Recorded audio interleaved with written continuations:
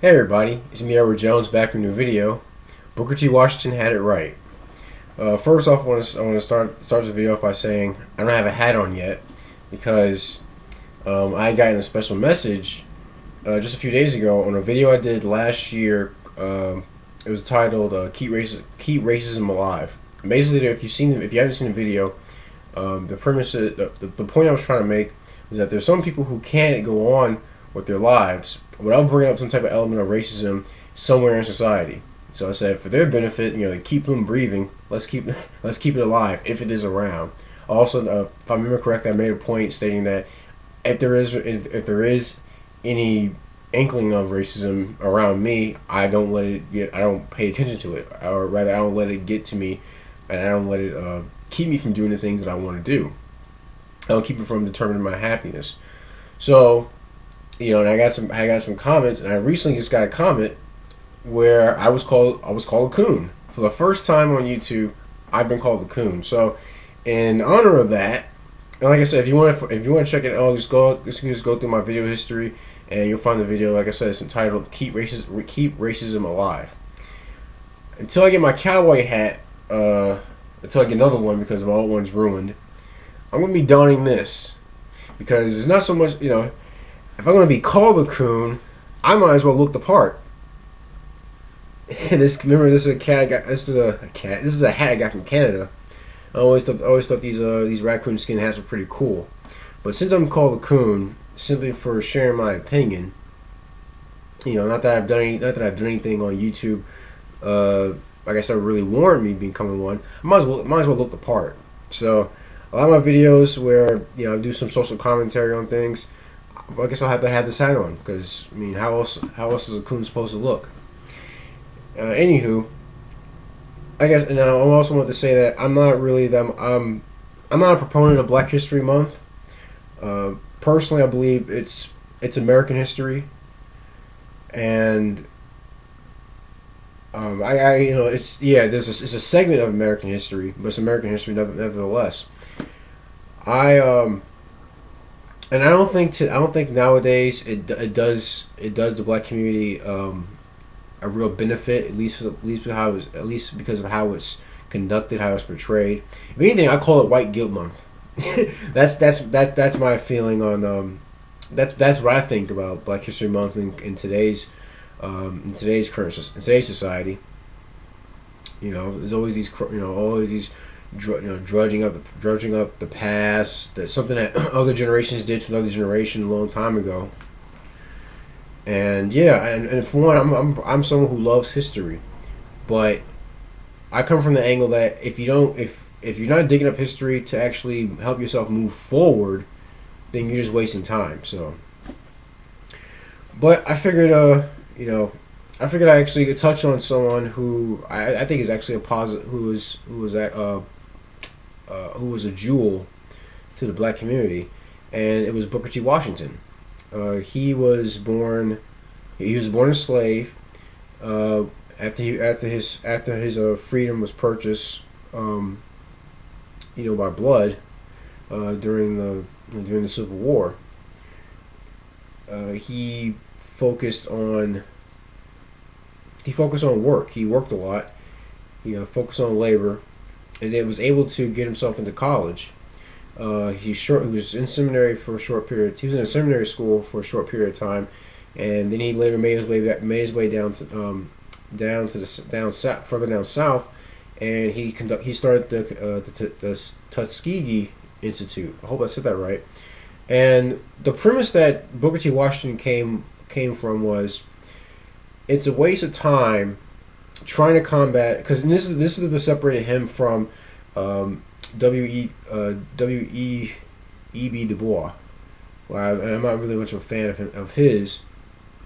But the angle that where Washington came from was, all right, there's racism in our society, and we're not going to just outright like that get rid of it.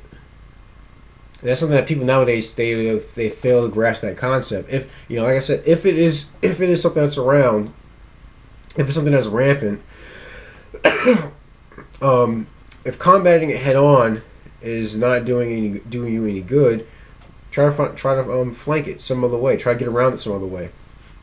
And what Washington proposed was to focus on industry, focus on thrift, focus on hard work, focus on a trade, and that's what the Tuskegee Institute was for. It was to teach, young blacks different trades that they can use. They gain economic freedoms, and for not just themselves but for their prosperity, to where it would basically make race. It would make the point of bringing up racism moot at that, because really, no matter how people, no matter how you slice it, really a lot of people they're more concerned about money.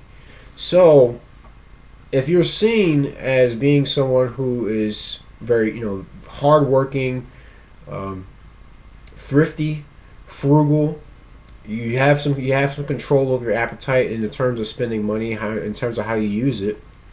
It will attract more people to you and they'll see you as being someone that they might want to do business with. Even if you do look different from them, they see there being an advantage to doing business with you. Through observing the qualities that you show, they're more likely to want to do business with you. And I believe that you can achieve peace between parties through trade. That's one form of that's one way you can have peace between two different groups of people. You trade with one another.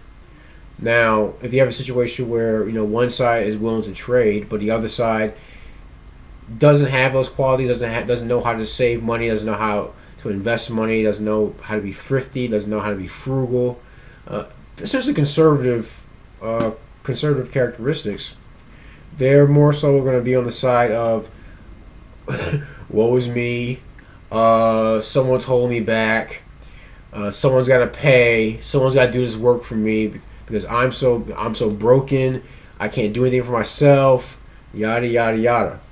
And when you have a situation like that, it creates tension because the other side, which I think I'm going to do a video on that topic as well. They're going to be hateful and envious, not jealous, but envious of the side that does actually have those conservative qualities, the qualities that actually help you uphold a business, help you support a community, things like that. And it doesn't get anybody anywhere. Maybe the side that has those qualities I mentioned before. Yeah, they're going places because they know how to get the ball. They know how to not just get the ball rolling, but to keep it rolling. But the other side just remains stagnant and unwilling to take responsibility for their actions. Oh, and in spirit of being a coon, I'm going to share a book that I think I've mentioned this book before. I got back in college. Stupid Black Men. This is a real good reading for any coons out there, by Larry Elder. And there's a passage on chapter 8, affirmative action. See it in the book. It's right there. And there's actually there's a passage from Booker T. Washington, from a book he wrote called Up From Slavery, published in 1901. And he says, I confess that I do not envy the white boy as I once did. I have learned that success is to be measured not so much by the position that one has reached in life as by the obstacles to which he has overcome while trying to succeed. Look at it from this standpoint. Owen has reached the conclusion that often the Negro boy's birth in connection with the unpopular race is an advantage, so far as real life is concerned. With few exceptions, a Negro youth must work harder and must perform his task even better than a white youth in order to secure recognition. But out of the hard and unusual struggle through which he is compelled to pass, he gets a strength, a confidence that one misses, whose pathway is comparatively smooth by reason of birth and race. So basically, there's always that point that's brought up that you're a black man in this country. You need to work twice as hard. You need to do more work. And honestly, what's wrong with that? If that's the situation that you're in, and if it takes in order to improve your situation, you have to work harder, then you do just that. You work harder, and you gain a sense of pride, against a sense of self-worth. You see what you're able to do despite all the obstacles that's put in front of you. You become a stronger person on the other. You come out a stronger person on the other side. It's either that or you just bitch and moan about everything is balanced against me. I can't go anywhere. Someone's holding me back. You know those tired excuses. You know, and this is coming from, like I said, this is coming from someone who was born a slave, and he had to teach himself how to read, and he had to learn hard work, and he made a name for himself. You know, and I think a lot. I believe a lot of what Booker T. Washington's. I believe a lot of points that he's made a long time ago can still apply to this day, and that goes with any. That goes for anybody. Anyone who thinks that they have obstacles put in front of them, and they think that the game is rigged, or they think that well, come on, really, it's you may see it as a game, but trust me, the board is very large, and so you have a lot of wiggle room as to how you can how you can get some gains and how you can win. Or if not inevitably win, have a good time playing and keep getting more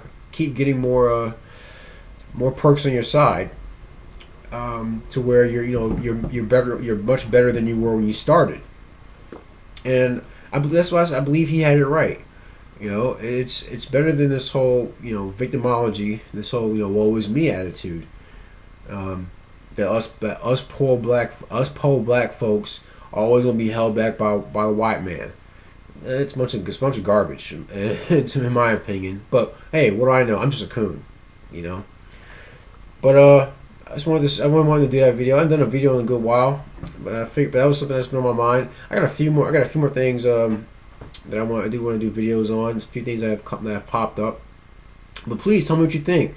Do you agree with Booker T. Washington? Do you disagree? Does this hat look good on me? I kind of like it. I mean, I'm a coon, so might as well get used to it. But I want to say thank you for those who have stayed with my channel for so long.